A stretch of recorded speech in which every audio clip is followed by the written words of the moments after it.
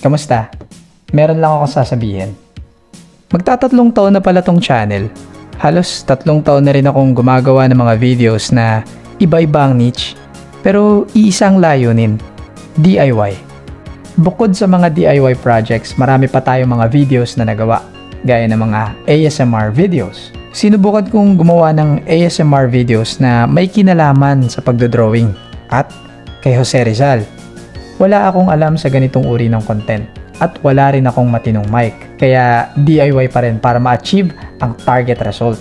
Nag-DIY rin ako ng mga visualizers para sa ilan sa mga tulang na isulat ko. Dito ako nasanay sa paggamit ng video editing app.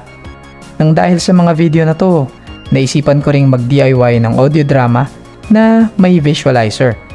Pinag-fusion ko yung konsepto ng audio drama at ASMR. At itong diary ng time traveler ang naging produkto.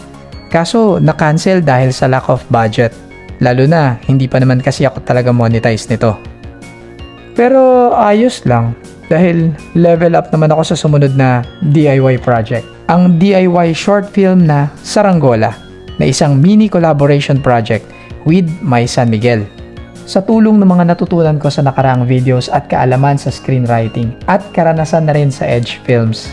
Sa unang pagkakataon, sumugal ako sa pagdidirect ng sarili kong short film.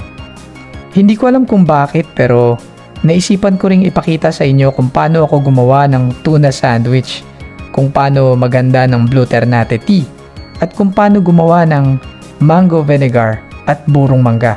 At kung madalas ka talagang makapanood ng mga videos ko, alam mo na marami rin akong unboxing videos. Sayang kasi yung mga binibili at ino-order namin online kung hindi magagawa ng content.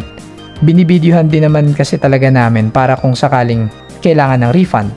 Isa sa mga videos ko na humakot talaga ng libo-libong views, yung unboxing ko nitong UFO fidget spinner. At to be honest, hindi ako natuwa na mangyari yon.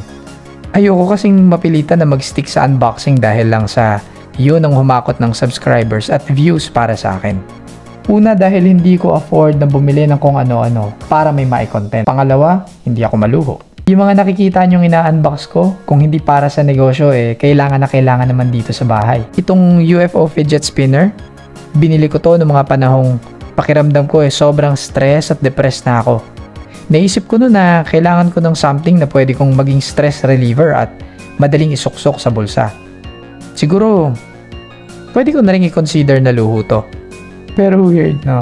Kasi kung ano pa yung luho, yun pa yung nasa top 1 ng most viewed videos ko, no? Pero ang main purpose talaga ng channel na to ay arts and crafts. At palagay ko nagampanan naman ng channel ko yun. Kahit paano.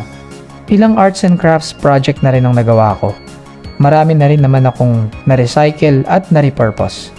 Pinaka-recent nga itong pirate ship na gawa sa Yakult bottle.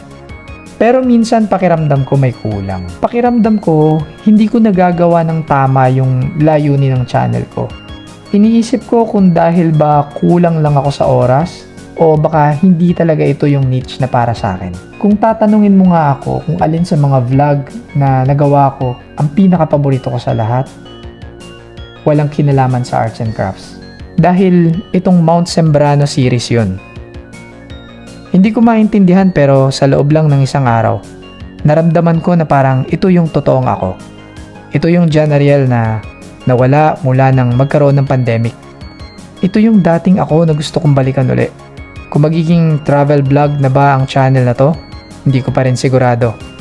Marami pa akong kailangang paghandaan at pagsikapan para makapagdesisyon sa magiging takbo ng channel na to. As of now, all I have to do is to trust the process. Sa ngayon siguro magpapasalamat muna ako sa mga sumusuporta sa akin dito. Salamat sa inyo. Sa mga regular viewers na laging nanonood ng mga ina-upload kong videos, kahit na tinatamad na akong i-promote sa Facebook minsan.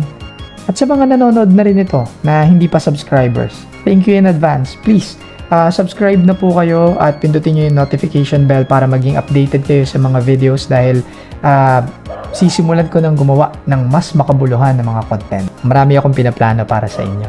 Sana nandyan lang kayo hanggang sa umabot na tayo sa mga haunted explorations na matagal ko nang pinaplanong gawin. Share your thoughts on the comment section para mapasalamatan ko rin kayo directly kahit sa reply man lang. So, paano? Hanggang dito na lang muna. Kita kits!